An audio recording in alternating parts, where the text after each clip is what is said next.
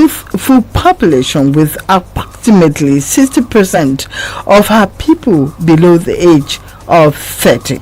And this group represents a significant portion of the country's workforce and has the potential to drive economic growth and development. However, a growing portion of this same population is falling prey to the snares of drug abuse and its resultant consequences.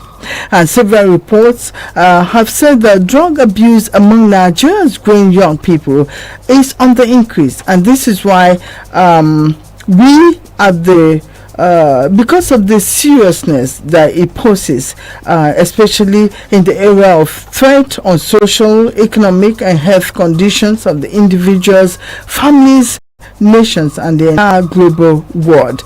That's why we're having this discussion today.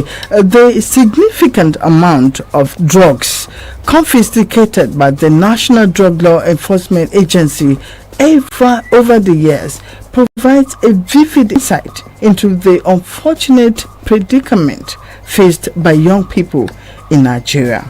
And rather than pursuing their educational aspirations and the opportunities provided around them, they're being held down by drugs. And this situation is so bad, and this must not be allowed to continue. Nigeria, like many other countries, must, as a matter of urgency, address the issue. So today, reversing the growing appetite for young Nigerians for illicit drugs is the reason why the Patriot Media Educational Foundation decided to join other stakeholders in addressing this dangerous threat.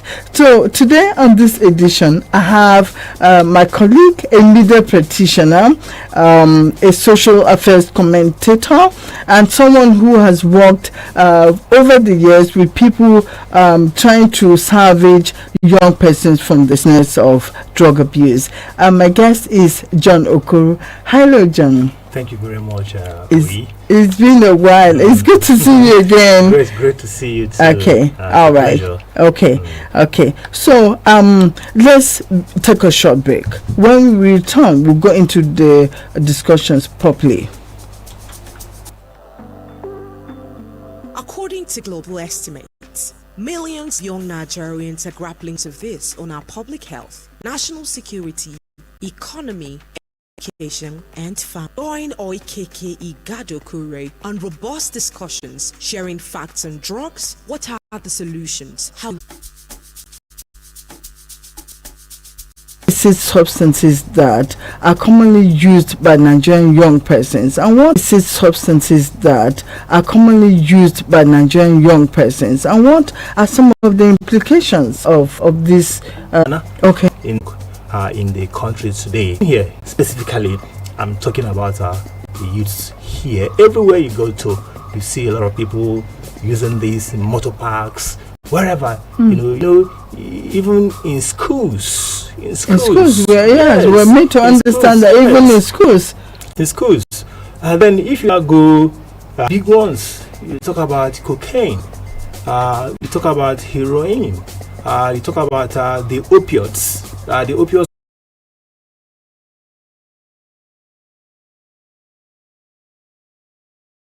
The way they are now. So why do you think that young persons are going into drugs every day in Nigeria? There are several reasons, but the one that all of us can relate to is peer influence. Okay. So when as young people growing up, you are a part of a cluster, either in your neighborhood or in your school, or you are part of a club, and sometimes this thing, maybe you see somebody just maybe smoking something, you say, oh, what is this? Oh, this is this, can you try it? And before you know it, somebody picks it up, and once you pick it up, and then you get the euphoria of being high. Oh, this is great, and then it starts that way. But we are talking about influence. The only way they can maybe get, it makes you. It simply puts that it alters your.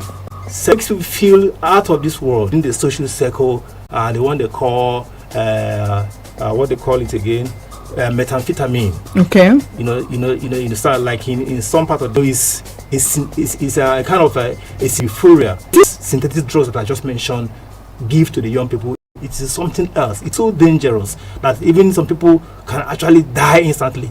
Okay. Because of the level of euphoria. That's why many of them are hallucinogens. You are out of this world. It alters the way you think. In fact, I heard somebody say, in fact, I heard a musician who said that he tested Muli and he was forever happy.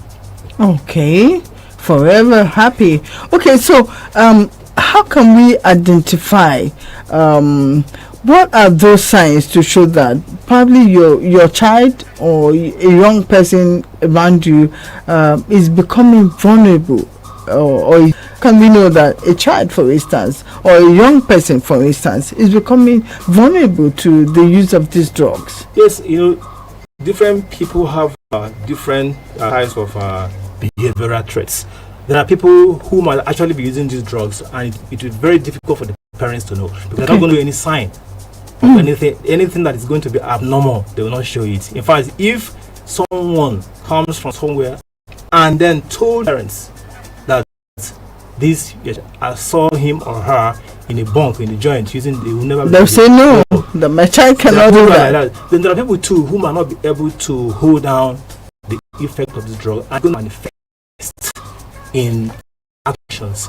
Some people come home, maybe you have a brother or a sister, you say, okay, let me just go somewhere and he turns home and enjoy him just happy, just smiling, just talking. Something that the parent might try to use might also break the person down, because we all are people of conscience. A child who is doing what is bad, if somebody who is going to use illicit drugs as a child knows that what I'm doing is wrong.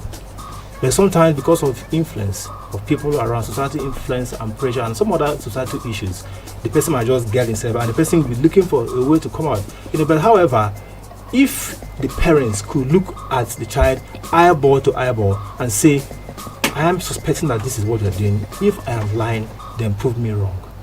Okay. Then the child might just break down. It might not be easy per se. It's not all seek for help. That acceptance must be done. So once the acceptance comes that there's a problem, then you have to look for experts. People who are experts in the issue of rehabilitation, withdrawals and everything. So they'll put the person in the right perspective. And once the willingness is there, the person will definitely come out of it. Okay, so some analysts have said that the reason why drug and use of illicit substances continue to rise in Nigeria is because of the weaknesses that we have in terms of drug control policies in Nigeria. Is that true? What should we do as a government, family or society at large to tackle this problem? If you look at a system like Nigeria, at least we know that here we have the NDLEA, whose main function. Initially when NDLEA was established, it was, the action was a little bit punitive. Yes. In time of let's get them, let's punish them, let's jail them, and the rest of them. But I have also seen that in recent time, based on the way the change or the changing times we live in, I have seen them too now, putting out numbers, asking for people who need help to call these numbers and on. So that is also good. Beyond the law enforcement aspect of getting manufacturers of this drug, getting to them, because by the time you weed them out from that foundation level where these things are grown and manufactured, then the spread across different sections of the society to be minimized. So it's important too that the system must do the right thing. But I can tell you that no matter how far or how effective the arm of the law is in terms of maybe arresting, investigating, and then maybe using intelligence to see or to get these people who are supplying these things, it will not be able practically to stop the volume of the spread of drug addiction in the country here. But it to go also long. Okay, there must be so proactive next from the law enforcement people. So you're saying that the war against drugs should not be strictly alleged here, that even sometimes some of this and not people that you should chase all the time out of that. Okay, is that right? Yes, it's very correct. Okay, so our policies should it be get toward rehabilitation, for instance, education, drug education in our schools? What do you think? Yes, exactly. There has to be a lot of sensitization, education about the negative consequent aspects of being a drug addict to the individual, to the family, to the society, to the community, and to the world at large. So definitely we must work towards that, like it is done in advanced countries. You see very big people, need help. In fact, some of them will take themselves to the rehabilitation center because those things are to the gates. Some people, the parents could take them, whoever can take them, but these things must be in the system. They must be there. And I may not be able to give data on how that is being done currently in the country, but would be to find out how people can get help. People, even the Patron Media Foundation is also engaging in school-to-school campaigns, to secondary schools to, when getting into tips on how to break free from drug addiction. First, I believe we need to understand how substance abuse develops. For instance, it's how it can start, right? Can you speak on that? Yes, that is it. It's very, very vital because people must also be able to know the company that you keep. Very important that I will give out here is that people, children, kids, youths must know the kind of company they keep. If you, like in higher institutions where the parents are not there, you are free. The kids are free over there in school. So they introduce kids into these things. So don't try it. Okay, so as we continue in our subsequent editions, we'll keep giving these tips. So avoid temptation and peer pressure. That's in friends or family members who pressure you into the use of these substances. If you surround yourself with people who for instance abuse drugs and alcohol, you're more likely to do the same. So peer pressure is a major part of life for teens and adults. But if you're looking to stay drug free, develop a good way to just say no